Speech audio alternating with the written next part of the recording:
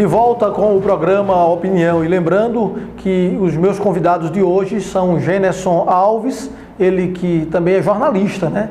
E Divanilson Galindo, analista de sistemas, né, Divanilson? Ele é jornalista, ele é cordelista, ele é professor, é o homem de 1001 utilidades, né? E a gente brincava aqui, eu dizia, que nome, hein? Generson. Ele fez, não, bonzinho é o seu, né? Rosimael Lozaz. Então estamos empatados, Estão dentro da paródia aí da cultura, né? Você viu que dificuldade, Generson, os jovens estão passando, possibilidade de voltar para a linha da pobreza, quer dizer, é um retrocesso, isso é ruim, né? Nos faz lembrar, né, esse momento aí de dificuldade em todo o Brasil, se nós observarmos para a questão do Nordeste principalmente, que além da questão do desemprego existe a questão da seca, né, no Nordeste, mas que também tem se espalhado por vários lugares do Brasil também, é um cenário que nos lembra a segunda metade do século XIX, por exemplo, início do século XX, quando surgiu o banditismo social na questão dos cangaceiros, por exemplo, né? Então, assim, o risco que corre em uma perspectiva mais determinista, né, é de que isso possa aumentar a questão da criminalidade mesmo. Então, assim, faz-se necessário cada vez mais que o governo, de um modo geral, venha a viabilizar mecanismos de ascensão, de fazer com que a juventude possa ter uma inserção no mercado de trabalho, possa ter acesso à educação, né, acesso a realmente uma melhoria de vida, a fim de que nós não entremos nesse retrocesso, como você bem mencionou. É isso, Dionísio? De fato, essa crise econômica internacional e a crise política brasileira faz com que a gente possa chegar ao final do ano de 2016 em torno de 10 milhões de desempregados. Então, o que é necessário? O caminho é a educação, é um dos grandes caminhos, e reimpulsionar a economia passando essa trajetória da crise política. O que nós vimos é um país que vinha em grande ascendência de desenvolvimento econômico, acometido com a crise política, fez com que o Brasil retrocedesse, fez com que investidores não investissem no Brasil, fez com que obras se parassem. Nós estamos num ano de Olimpíadas, onde as pessoas, os cidadãos brasileiros não estão nem com o espírito esportista de ir para essa disputa olímpica de uma forma que gera milhões de empregos para o nosso país, gera uma grande escala de contribuição para a parte econômica do nosso país. É isso mesmo. Olha, mesmo diante de toda a repercussão que está acontecendo no Brasil sobre o impeachment, você que está aí em casa, sabe o que significa a palavra impeachment? O repórter Wagner Alex foi às ruas saber se realmente a população entende este processo. Crise, inflação, corrupção, CPIs, delação premiada. Estas e tantas outras palavras se tornaram muito conhecidas, pois elas não saem da mídia e no nosso dia a dia. Com essa situação difícil que o país anda vivendo, outra palavra volta à tona: impeachment. Mas será que a população sabe o que essa palavra significa? A palavra impeachment, a grosso modo, ela significa impedimento. Só que o impeachment ele é um processo onde se dá a cassação de um presidente da República, como nós já tivemos aqui no Brasil.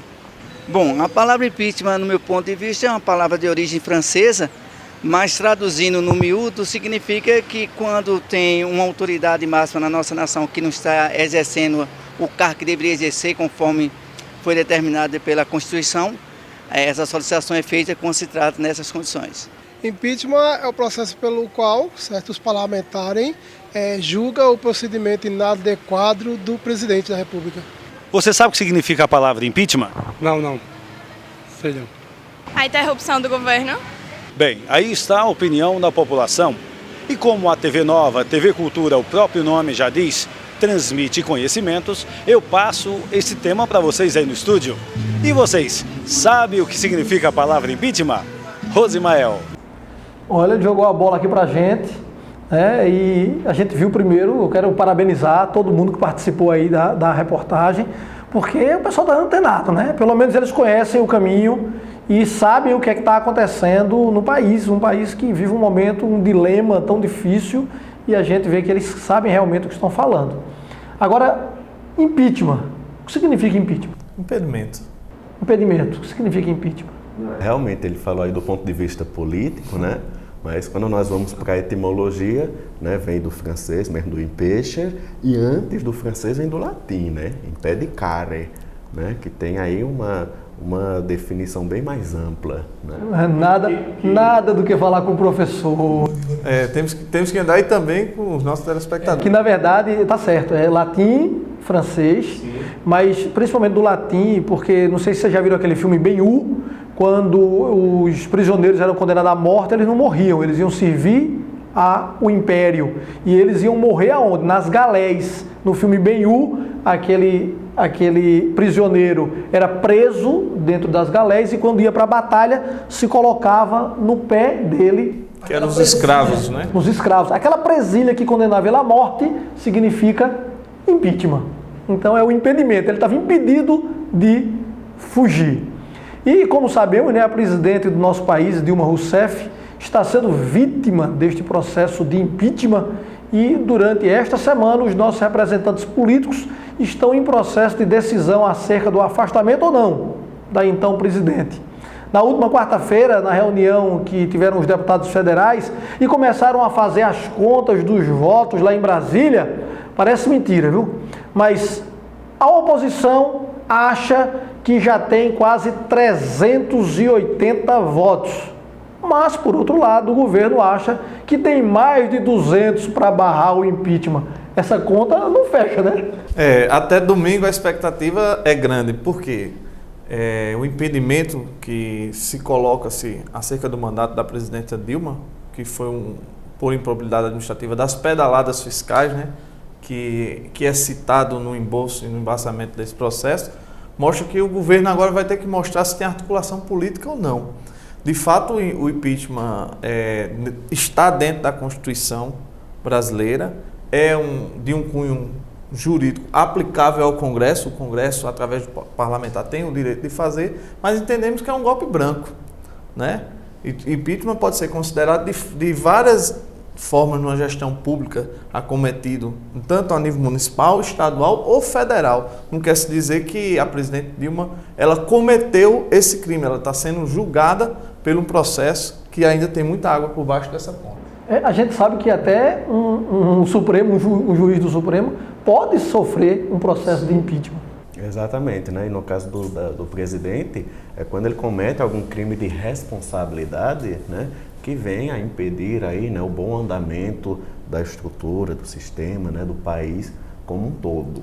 Então, realmente, é algo a ser bem analisado, né, algo que precisa ser bem analisado e não ser algo como tem sido colocado, né, meio que como pastoril, né, como fla-flu. Né? Eu acho que o que precisa nesse momento é de equilíbrio. Até bolão, os deputados. Olha o nível do nosso Congresso. Os deputados estavam fazendo bolão para saber quantos votos iriam derrubar a presidente. As contas, em detalhe, Rosmar, você levantou bem que até ministros podem sofrer o impeachment. E as contas da presidente Dilma foram aprovadas, não é? E quem aprovou essas contas também não sofrerá o impeachment? É uma coisa aí a se pensar. Só para a gente se situar e entender o que é que a gente está querendo dizer é que domingo, se o Congresso impedir a presidente, ela não será afastada. Apenas o Congresso fez isso, vai remeter o processo agora para o Senado. Aí o Senado vai abrir o processo de impeachment. Se o Senado abrir o processo de impeachment, tiver votos para isso, ela ficará 180 dias afastada, quando será julgada. E se for julgada culpada, então ela perderá o mandato e os seus direitos políticos. E nesse período quem assume é o líder do PMDB, o Michel Temer, durante esse processo. Né? O vice-presidente. Que é o capitão do golpe. Após o intervalo, você vai conferir as novidades e todas as informações sobre o futebol pernambucano com o comentarista Ayrton Souza. Até daqui a pouco.